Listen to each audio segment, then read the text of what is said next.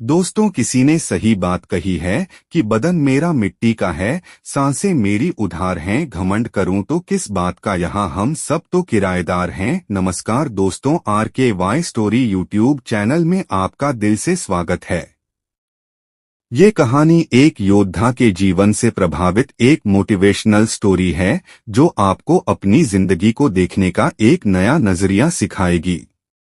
बहुत समय पहले की बात है। सबल नाम का लड़का पूरे दिन अभ्यास करके सो रहा था तो उसे एक रात बुरा सपना आता है जिसमें वह हर रोज की तरह अपने गुरु के आश्रम में तलवारबाजी के मुश्किल दाव पचों का अभ्यास कर रहा था। उसका अभ्यास अच्छा चल रहा था, लेकिन जैसे ही वह एक ऊंची छलांग लगाकर जमीन में वापस आता है, उसका एक पैर टूटकर कांच के टुकड़ों की तरह बिखर जाता है। उसकी ऐसी हालत देखकर सभी लोग डर जाते हैं, लेकिन एक रहस्यमय आदमी बड़ी शांति से उन टुकड़ों को इकट्ठा करने लगता है। जिसने काले रंग के जूते पहने हुए थे, सबल घबराकर नींद से जाग जाता है। उस समय रात्रि से सुबह होने वाली थी और वह खुद को शांत करने के लिए बाहर टहलने निकल जाता है। कुछ देर चलने के बाद वह एक पुराने घर के बाहर आकर रुक जाता है और उसके बाहर पेड़ के नीचे जाकर बैठ जाता है। तभी एक बूढ़ा आदमी उस घर से बाहर निकलता है,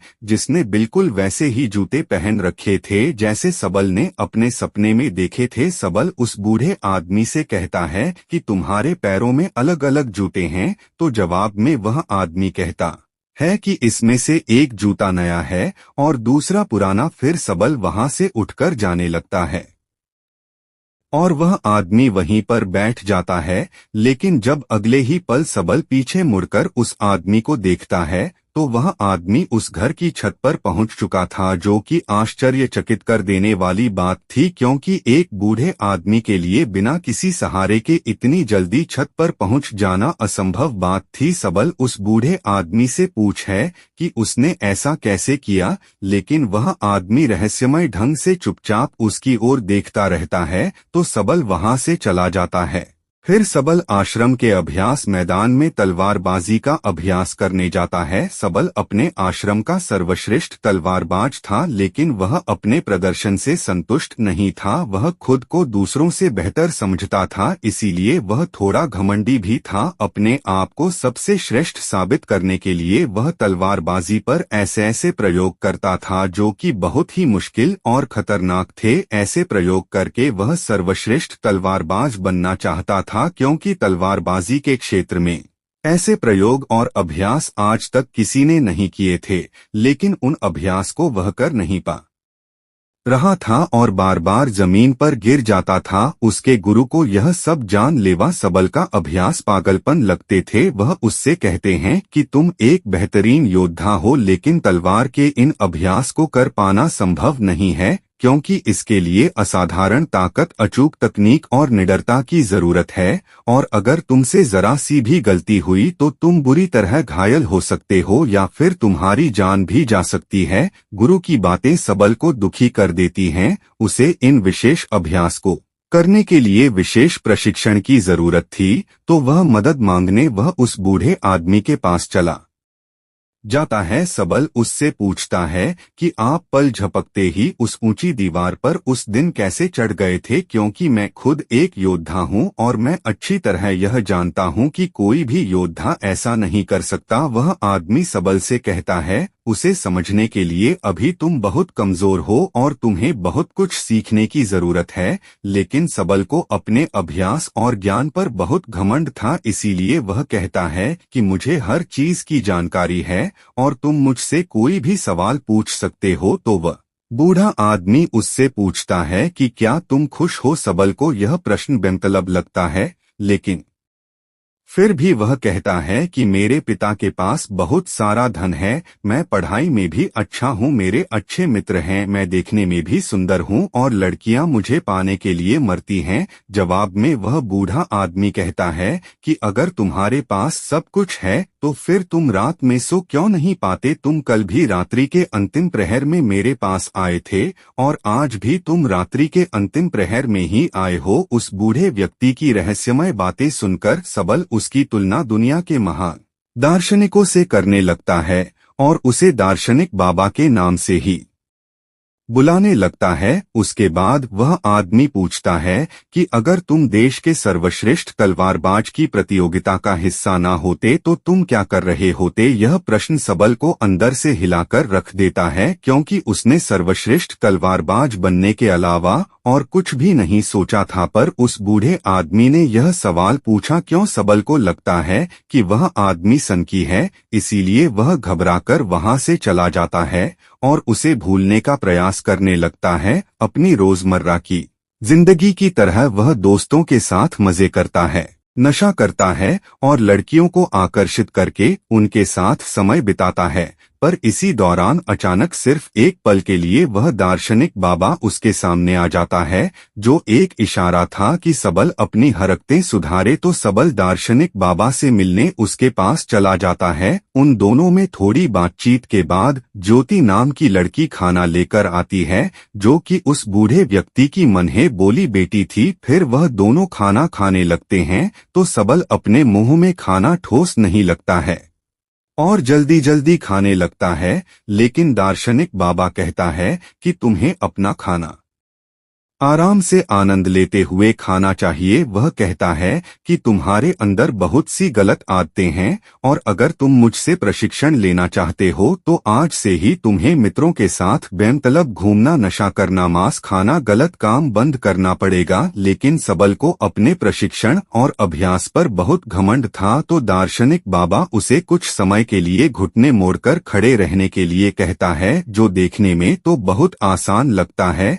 लेकिन थोड़ी ही देर में सबल का सब्र जवाब दे देता है और वह वहीं जमीन पर गिर पड़ता है, अपना घमंड टूटने और खुद को बेइज्जत महसूस करने के बाद सबल गुस्से में वहां से जाने लगता है। तो दार्शनिक बाबा उसे कहता है कि आत्म अनुभव हमें बहुत सी नई चीजें सिखाता है, हमारे अंदर हर सवाल का जवाब है, इसीलिए बाहर से सोचना बंद करो और अपने अंदर अपने आत्म अनुभव से उनके जवाब ढूंढो। फिर तुम्हें पता चलेगा कि तुम रात को इसलिए नहीं सो पाते क्योंकि तुम अंदर से खाली हो और तुम्हें अपने खालीपन से डर लगता है। वह यह भी कहता है कि एक योग के लिए शरीर और दिमाग दोनों पर नियंत्रण होना बेहद जरूरी है और वह सबल को एक योद्धा की तरह प्रशिक्षित करने के लिए मान जाता है। अगले दिन सबल जब अपने आश्रम के अभ्यास मैदान में जाता है तो वहां उसे पता चलता है कि उसके मित्र के हाथ में अभ्यास के दौरान गहरी चोट आ गई है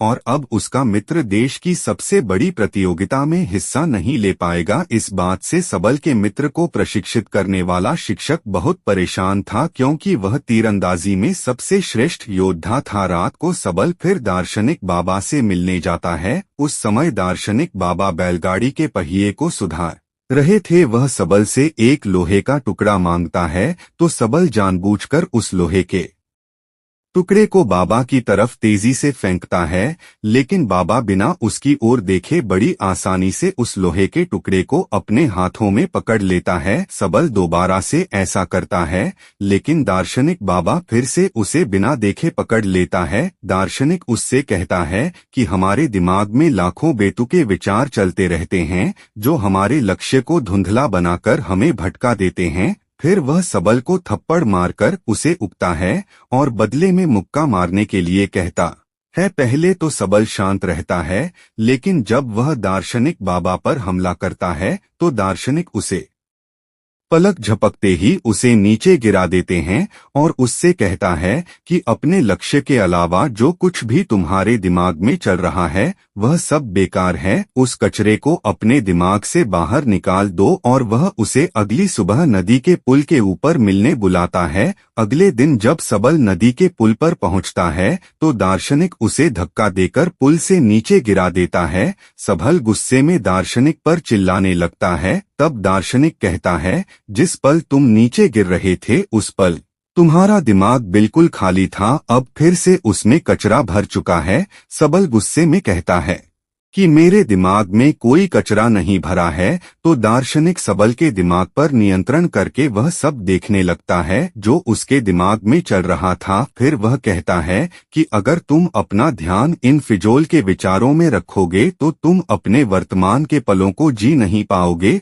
और जब तुम अपना सारा ध्यान वर्तमान के पलों में रखोगे तब तुम्हें पता चलेगा कि तुम क्या कर सकते हो और इतने अच्छे से कर सकते हो। सबल को चोट लगने के बाद तीरंदाजी सिखाने वाला शिक्षक सभी छात्रों की परीक्षा ले रहा था। इस दौरान सबल दार्शनिक के सिखाए तरीके से अपने ध्यान को एकाग्र करने में सफल हो जाता है और पूरी एकाग्रता के साथ तीरंदाजी का बेहतरीन प्रदर्शन करके दिखाता है, जो कि शायद उसके मित्र से भी बेहतर था। सभी लोग ऐसे प्रदर्शन को देखकर हैरान रह जाते हैं। फिर उस रात दार्शनिक को पूरी बात बताता है। वह खुश था और उसे अपने प्रदर्शन पर नाज था, क्योंकि दूसरे खिलाड़ी योद्धा उससे जलने लगे थे, लेकिन दार्शनिक को उसकी बातों में कोई दिलचस्पी नहीं थी। वह कहता है कि तुम अभी भी अतीत में जी रहे हो और तुम्हें अपने प्रदर्शन पर घमंड भी है, इसका मतलब अभी तुम कुछ भी नहीं सीखे। इतना कहकर वह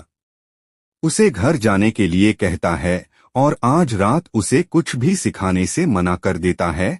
लेकिन यहाँ कुछ अजीब होता है। सबल वहाँ छुपकर सुबह होने का इंतजार करता है और सुबह होते ही दार्शनिक का पीछा करने लगता है। दार्शनिक सांभर के अभ्यास मैदान में चला जाता है और जाकर एक ऊंचे स्थान में बैठ जाता है। सबल दार्शनिक के बगल में जाकर बैठता है तो वह महसूस करता है कि वह सभी खिलाड़ी योद्धाओं के दिमाग को पढ़ पा रहा है। वह उनके दिमाग में चल रही सभी बातों को सुन सकता है। उसे हैरानी तो तब होती है जब सबल स्वयं को उस अभ्यास मैदान में आते हुए देखता है। यह देखकर वह अपनी जगह से नीचे गिर जाता है। फिर उसे पता चलता है कि यह सब तो उसका भ्रम है, ना तो सुबह हुई थी और ना ही उसने दार्शनिक का पीछा किया था। यह तो दार्शनिक था जो उसके दिमाग से खेल रहा था। दार्शनिक उससे कहता है कि अभी तो तुम्हें बहुत कुछ सीखना बाकी है, लेकिन सबल बुरी तरह से डर चुका था तो वह घबराकर वहां से चला जाता है। इस घटना का सबल पर उल्टा असर पड़ता है।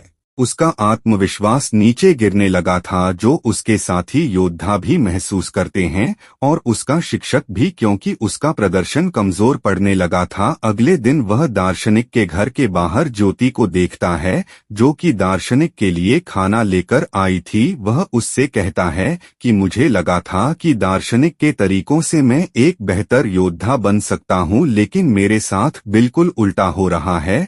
फिर दार्शनिक सबल से वह सारे काम करवाता है जो आज से पहले उसने कभी नहीं किए थे, जैसे कि कचरा साफ करना, गंदगी साफ करना, कपड़े धोना और लोगों की मदद करना, दोस्तों के साथ घूमना और गप्पे मारना बंद, मांस खाना बंद। सबल यह सब कर तो रहा था, लेकिन उसे यह सब बेमतलब लग रहा था। उसका प्रदर्शन सुधरने की बजाय दिन प्रतिदिन खराब होता जा रहा था, क्योंकि वह दार्शनिक की शिक्षाओं को समझ नहीं पा रहा था। और एक दिन तंग आकर वह दार्शनिक से झगड़ने लगता है। वह कहता है कि गंदगी साफ करके मैं कौन सा योद्धा बन सकता हूँ, लेकिन दार्शनिक कहता है कि मैं तुम्हें किसी भी स्थिति में ध्यान करना सिखा रहा था और इससे तुम्हारा घमंड और बुरी आदतें कम हो जाएंगी। लेकिन सबल का गुस्सा बढ़ता ही जा रहा था। वह कहता है कि तुमने पहले दिन मुझसे पूछा था कि क्या मैं खुश हूं, तो आज मैं तुमसे पूछता हूं कि क्या तुम इस खंडहर घर में खुश हो। असल में सबल को लगता है कि दार्शनिक जिंदगी से हारा हुआ व्यक्ति है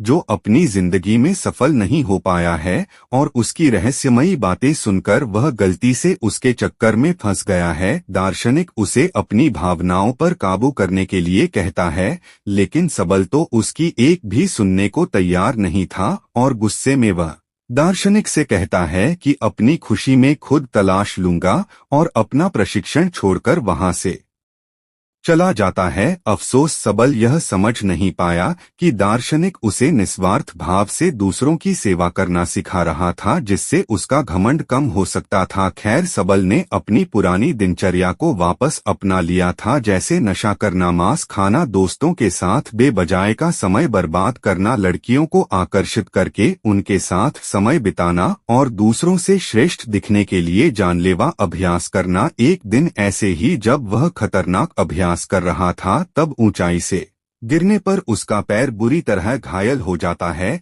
इलाज के दौरान उसे पता चलता है कि उसके बाहने पैर की हड्डी सिर्फ टूटी नहीं है बल्कि चकनाचूर हो गई है, जिसमें अलग अलग 15 दरारें पड़ चुकी हैं।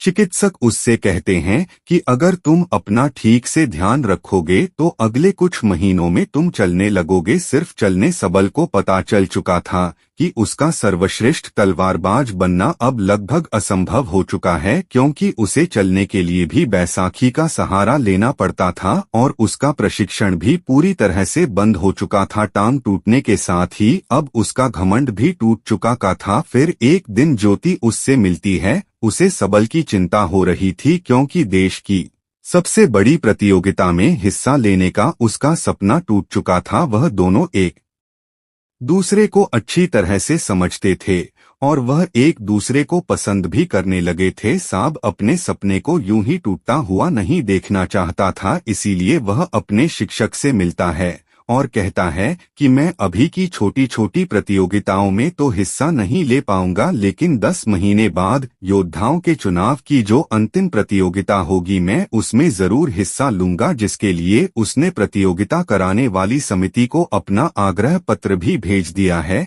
लेकिन शिक्षक को उसकी हालत देखकर लगता है कि सबल अब कभी भी प्रतियोगिता में हिस्सा नहीं ले पाएगा, क्योंकि उसके पैर की हड्डियां टूटी हुई हैं और अब उसका प्रशिक्षण भी बंद हो चुका है। अपने सपने को टूटता हुआ देखकर सबल गुस्से से भर जाता है और घर जाकर तोड़फोड़ करने लगता है। यह द्वार उसकी जिंदगी का सबसे मुश्किल दौर था। उसका सब कुछ बर्बाद हो चुका था। अब उसके जिंदा रहने का कोई मतलब नहीं था, इसीलिए अपनी जिंदगी खत्म करने के लिए वह एक ऊंची पहाड़ी पर चढ़ जाता है। इससे पहले कि वह नीचे कूद पाता वहां कुछ अजीब होने लगता है। उसे एक इंसान नजर आता है जो कोई और नहीं बल्कि उसी की बुरी परछाई थी। वह परछाई उसके घमंड, उसके गुस्से, उसके डर, उसके संदेह और उसके अंदर चल रही उथल पुथल को दर्शाती है। वह कोई और नहीं बल्कि उसी के अंदर का शैतान था जो सबल को नीचे कूदने के लिए उकसा रहा था। यहाँ सबल समझ जाता है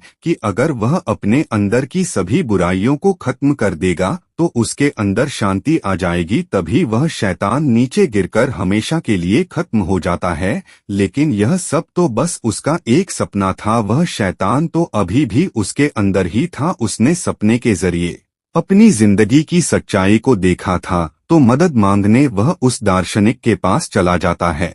सबल दार्शनिक के पास जाकर रोने लगता है। दार्शनिक उससे कहता है कि हर चीज का एक मकसद होता है। अब तुम्हें अपने सवालों के जवाब अपने अंदर से ही ढूंढने पड़ेंगे और जब तक तुम्हें अपने अंदर से कोई खास जवाब नहीं मिलता तब तक तुम उस पेड़ के नीचे बैठे रहो। सबल पेड़ के नीचे बैठकर सोचने लगता है। उसके पास समय तो बहुत था, लेकिन वह क्या सोचे उसे यह पता नहीं था। वह बार बार अपने नए जवाब के साथ दार्शनिक से मिलता, लेकिन हर बार दार्शनिक उसके जवाब से संतुष्ट नहीं होता था और उसे वापस भेज देता था। फिर सारी रात सोचने के बाद जब सुबह वह एक नई शादीशुदा जोड़े को देखता है तो उसे अपना जवाब मिल जाता है। फिर सबल दार्शनिक के पास जाता है और कहता है कि हमारी जिंदगी का एक एक पल बहुत खास है, हमें अपनी जिंदगी की कदर करनी चाहिए। उसका यह जवाब सुनकर दार्शनिक खुश हो जाता है।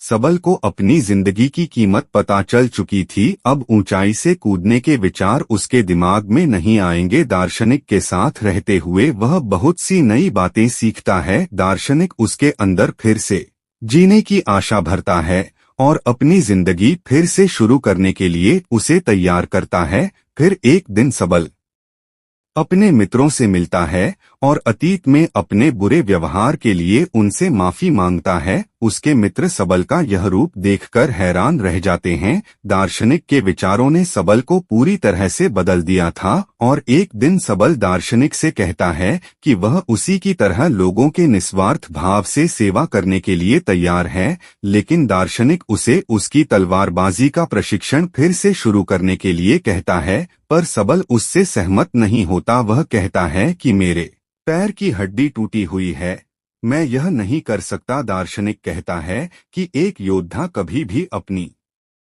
जीत या श्रेष्ठता की चिंता नहीं करता, उसे जो काम सबसे प्यारा है वह उसे करता रहेगा, चाहे उसमें उसकी जान ही क्यों न चली जाए। फिर दार्शनिक उसे अभ्यास के लिए एक छोटे से मैदान में ले जाता है जिस उसने तब तैयार किया था जब सबल घायल होकर बिस्तर में पड़ा था। अपने पैर में 15 चोटें होने के बाद भी सबल पूरी मेहनत और लगन से अभ्यास करता है और खुद को आने वाली प्रतियोगिता के लिए तैयार करता है। और एक दिन जब वह अभ्यास के लिए अपने पुराने आश्रम में जाता है तो उसे देखकर उसके साथी योद्धा और शिक्षक हैरान रह जाते हैं। लेकिन सबल की परेशानी तो तब बढ़ती है जब उसका शिक्षक उसे एक चिट्ठी देता है। प्रतियोगिता आयोजित कराने वाली समिति ने सबल की प्रतियोगिताओं में हिस्सा लेने के लिए मना कर दिया था। समिति ने सबल के चिकित्सकों से बात की, उन्होंने सबल के शिक्षक से भी पूछा, लेकिन शिक्षक ने सबल को अपने घमंड में आकर जानलेवा अभ्यास करते हुए देखा था।